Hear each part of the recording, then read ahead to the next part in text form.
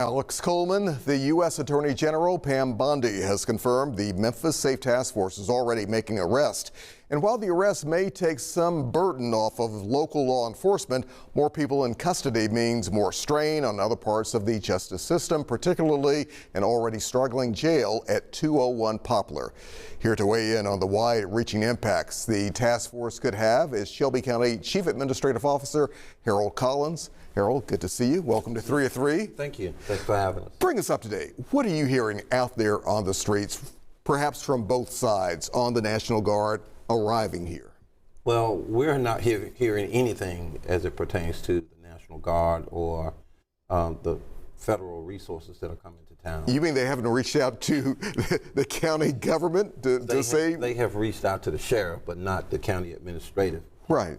To talk about what are the ramifications of the multiple arrests that they're assuming that they're going to make, what kind of strains on resources that will have on Shelby County government's operations.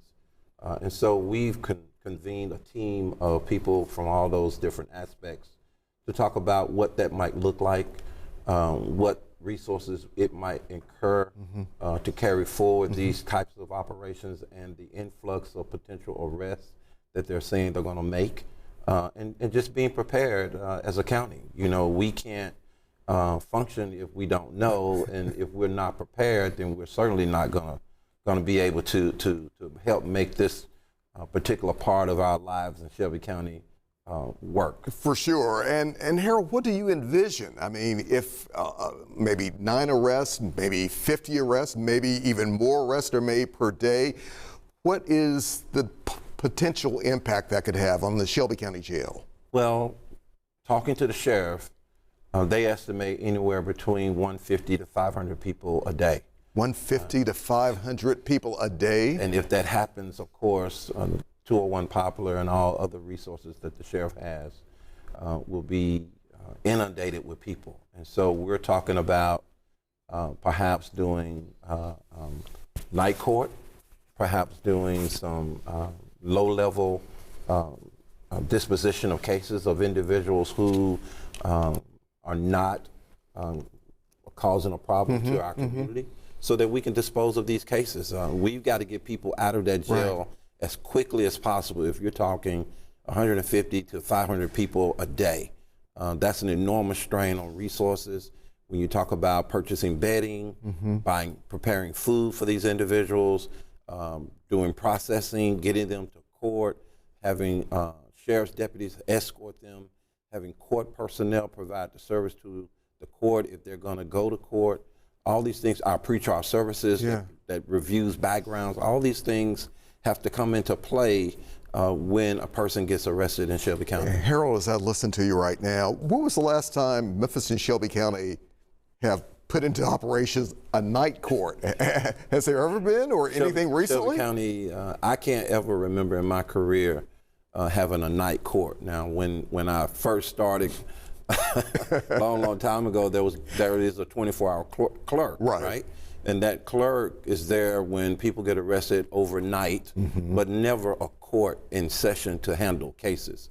That's totally different. This could be totally different for sure. We have to do some things differently in order to prepare for what we believe might be an increase in population or arrests in our county. So with that in mind, Harold, are we looking at the possibility of maybe some of our municipalities, whether it's a Millington, whether it's maybe some other neighboring counties, maybe having some of those potential inmates placed there or housed there? Is that a possibility? The good news is the sheriff has made contact with the police chiefs in our municipalities and our other cities in Shelby County.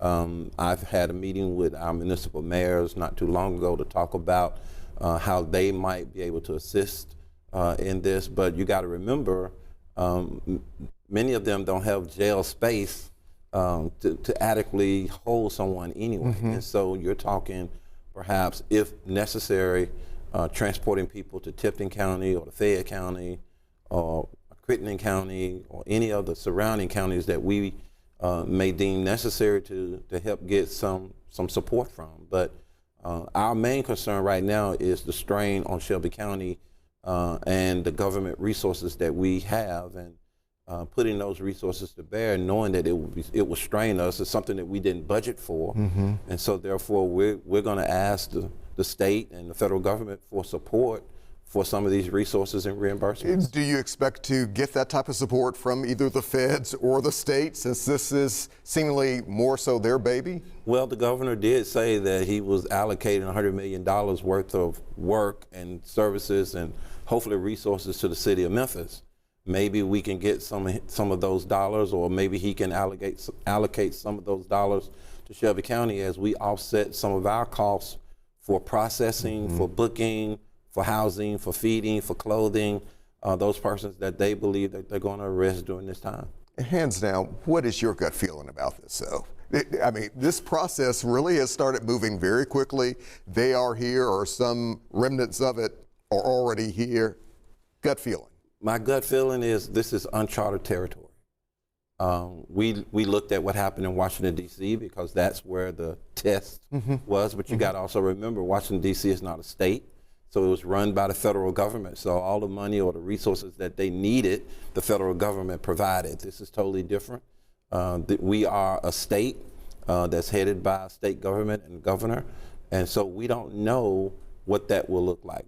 All we know is that what we hear from everybody else, that to prepare for this onslaught of a possible arrest and prepare for them to be here for a while. And as the Chief Administrative Officer of Shelby County, the largest county in Tennessee, my responsibility is to make sure that we can cover the costs.